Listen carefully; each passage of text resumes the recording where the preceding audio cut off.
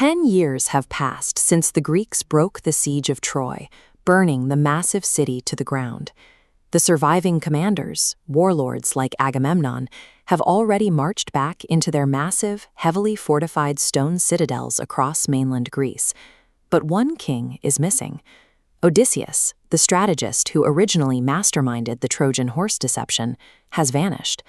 His destination is the rocky, isolated island kingdom of Ithaca, where his family has been waiting for 2 decades.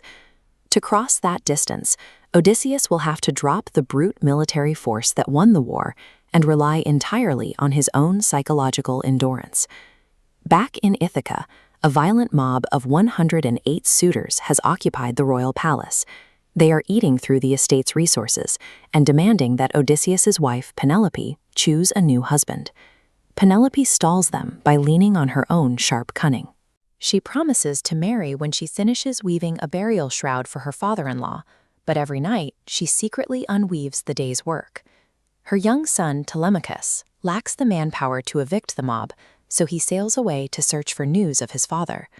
The brutal irony is that Odysseus is alive, but he's held captive by the sea nymph Calypso on a remote island, completely cut off from the crisis destroying his home.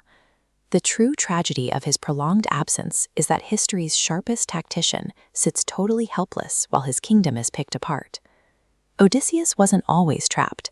When he first sailed away from the ruins of Troy, his massive fleet immediately ran into terrifying mythological obstacles. When they are trapped in a cave by the flesh-eating Cyclops Polyphemus, Odysseus secures their escape by getting the giant drunk and blinding him. When the monster screams to his neighbors, asking who did it, Odysseus brilliantly lies and says his name is Nobody. But as his men row frantically away, Odysseus lets his ego override his strategy. He screams his true name back toward the shore. That boast gives Polyphemus the exact target he needs to prey to his father, Poseidon, the god of the sea, begging for divine revenge. The same pride that made Odysseus a celebrated war hero dooms him to wander a hostile ocean for the next 10 years. This chart tracks the brutal attrition of Odysseus's forces over 10 years, showing a step-by-step collapse of surviving ships and crew. With his manpower plunging to a single survivor, Odysseus can no longer command an army. He must outwit his environment alone. We see this new restraint when he consumes a toxic herb called Molly to resist the magic of the witch Circe. Later, instead of trying to fight the sirens, he plugs his crew's ears with beeswax and orders them to tie him to the ship's mast so he can safely hear their lethal song. While Odysseus learns patience, his remaining men double down on recklessness. Starving on an island, they butcher the sacred cattle of the sun god, and a massive storm wipes out their final ship in retaliation.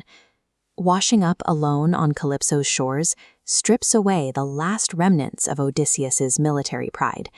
Moving forward, his intellect is his only weapon. After 7 years with Calypso, the gods intervene, and Odysseus finally washes ashore on the beaches of Ithaca.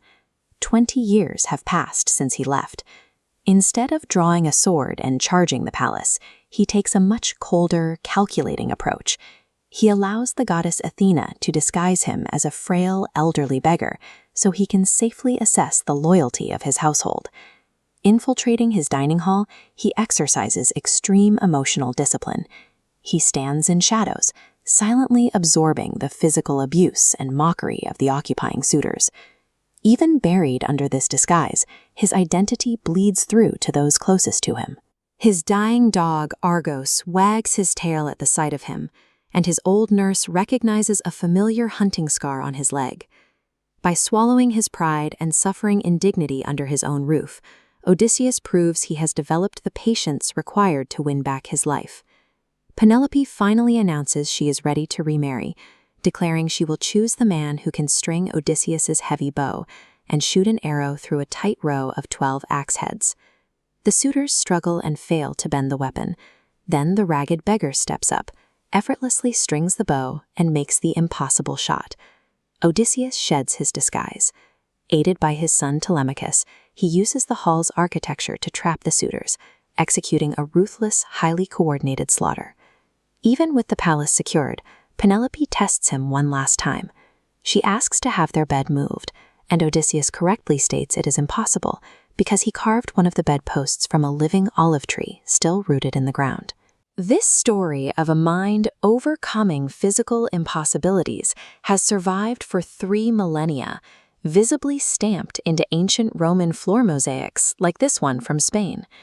The appeal of the intellectual hero remains potent today, serving as the blueprint for an upcoming $250 million Hollywood blockbuster directed by Christopher Nolan. Odysseus survives as history's most enduring protagonist because he realized that striking hard matters far less than knowing exactly when to strike.